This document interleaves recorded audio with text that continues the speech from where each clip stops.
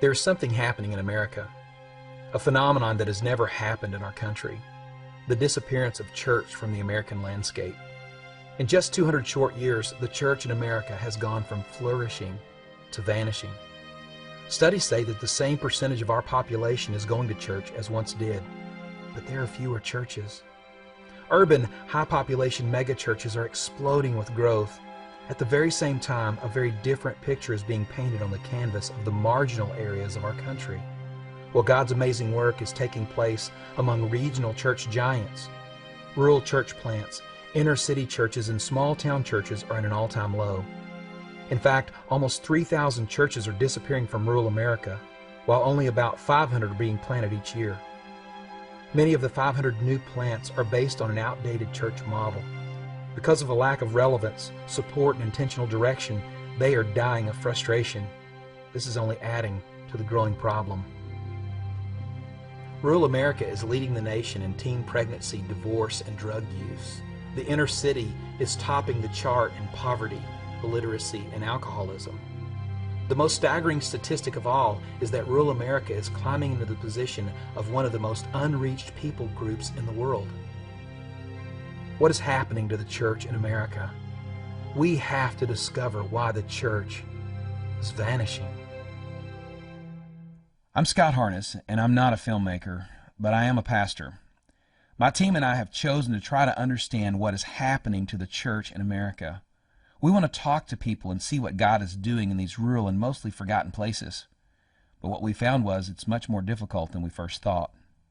And can we ask some questions? Would you mind being on a video? We'll take just a couple. No, I don't want to be on video. No. Oh, you'd be so perfect. No. The small-town church is not only invisible, but it has lost any credibility among the residents of these communities as a source of any good. Listen to my friend Jack. He's a man we met on the streets of an Arkansas small town.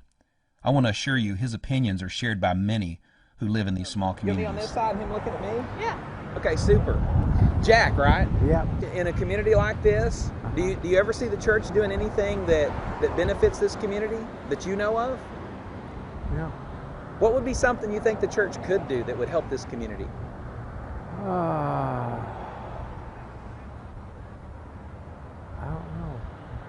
I don't know.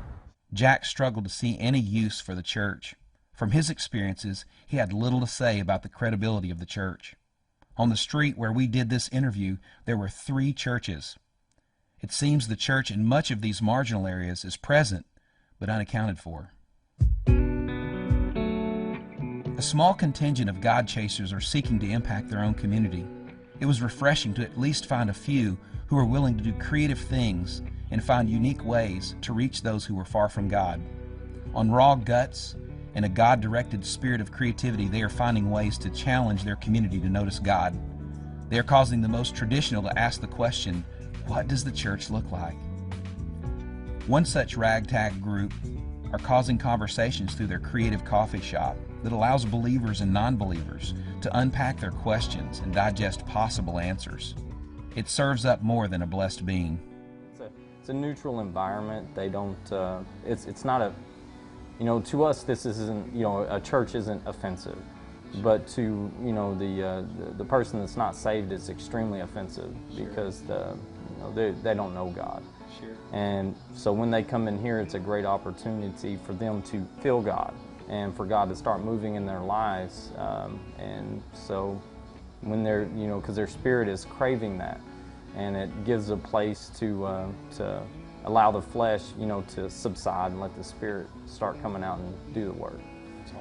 There is one time in particular that there was a guy that came into one of the concerts that we had going, and I was actually singing at it, and he came in and he was like, hey, you guys sound really good, and he's like, but I don't know about the whole lyrics that you were singing, it was kind of gaudy, and I got into a discussion with him about it, and before I know it, he's asking to borrow a CD, so I go out to my car, get a CD, hand it to him, and a week later he's calling me saying, hey man, how do I get to know this Jesus?